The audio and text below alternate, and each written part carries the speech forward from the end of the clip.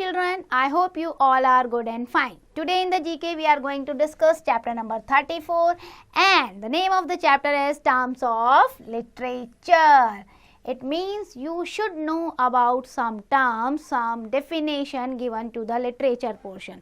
What is literature? Literature is the art of composition in prose and verse.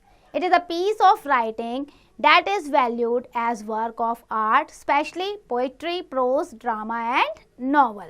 So आपको पता होना चाहिए बेटा, लिटरेचर जो है प्रोज और वर्स का कंपोजिशन है और इसमें आपकी डिफरेंट टाइप की जो है राइटिंग आती है, चाहे वो ऐसे है, चाहे ड्रामा है, चाहे पोएट्री है.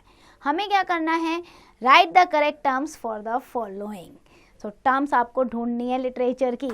Let's start the exercise with the first one. A long poem about the deeds of great personalities.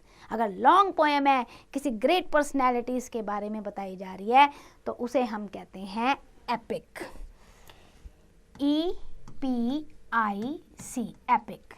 Then a short piece of writing on a particular subject. किसी particular subject पे आप थोड़ा सा लिखते हो तो हम उसे कहते हैं essay. E-S-S-A-Y. Then third, funny drama that has happy ending. अगर funny drama और happy ending हो तो हम क्या कहते हैं? Comedy. C-O-M-E-D-Y. Then fourth one, a poem of 14 lines. अगर 14 लाइन की कोई पोएम होती है ना बेटा तो उसे हम बोलते हैं sonnet. S-O-N-N-E-T.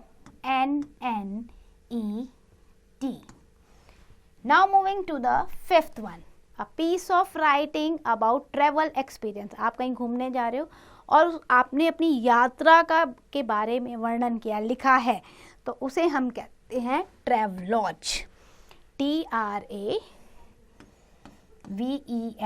ट्रैवल होता है ना, तो ट्रैवल से ट्रैवलॉज. L-O-G-U-E. Now next, a serious drama that has sad end. एक सीरियस कहानी हो जिसका एंड भी बड़ा दुखद हो तो उसे हम क्या कहते हैं?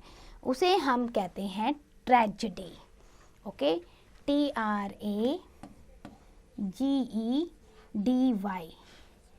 Tragedy. Then a poem or a song that describe a story. जब आप किसी स्टोरी को एक पोएम या सॉन्ग की फॉर्म में दिखाते हो तो उसे हम कहते हैं ballad. B-A-L-L-A-D, ballad.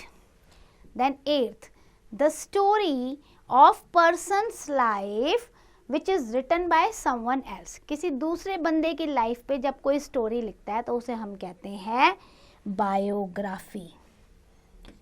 Biography. G-R-A-P-H-Y. Now the next one, the story of a person which is written by himself. जब कोई व्यक्ति अपने बारे में, अपनी लाइफ के बारे में खुद ही लिखता है ना तो उसे हम कहते हैं ऑटोबायोग्राफी. ऑटो हो गया ना, अपने आप लिख रहे हैं, ऑटो फिर बायोग्राफी. दूसरे ने लिखी है तो बायोग्राफी, अगर खुद ने लिखी अपने बारे में तो ऑटोबायोग्राफी. स्पेलिंग को आप क्लू बॉक्स में रीचेक कर लीजिएगा. Now the 10th, a book in which a person write down his private thoughts and daily experiences. आप डेली एक्सपीरियंसेस लिखते हो ना, कहाँ लिखते हो? डायरी एंट्री जब आप करते हो. So yes, it's diary. D-I-A-R-Y, diary. Then an imaginary long story that fills a complete book. अगर लॉन्ग स्टोरी हो एक बुक में तो हम उसे क्या कहते हैं? That is novel. तो हम उसे कहेंगे novel. N-O-V-E-L, novel. And then an imaginary story that can be read from beginning to end without stopping a short time. एक शॉर्ट टाइम में अगर आप एक इमेजिनरी स्टोरी को पढ़ ले रहे हो फटाफट तो उसे हम कहते हैं short story. S-H-O-R-T, short story.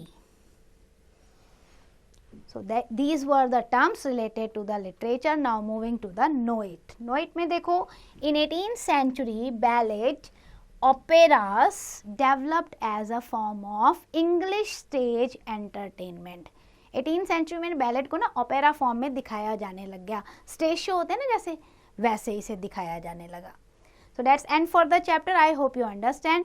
Learn the exercise carefully.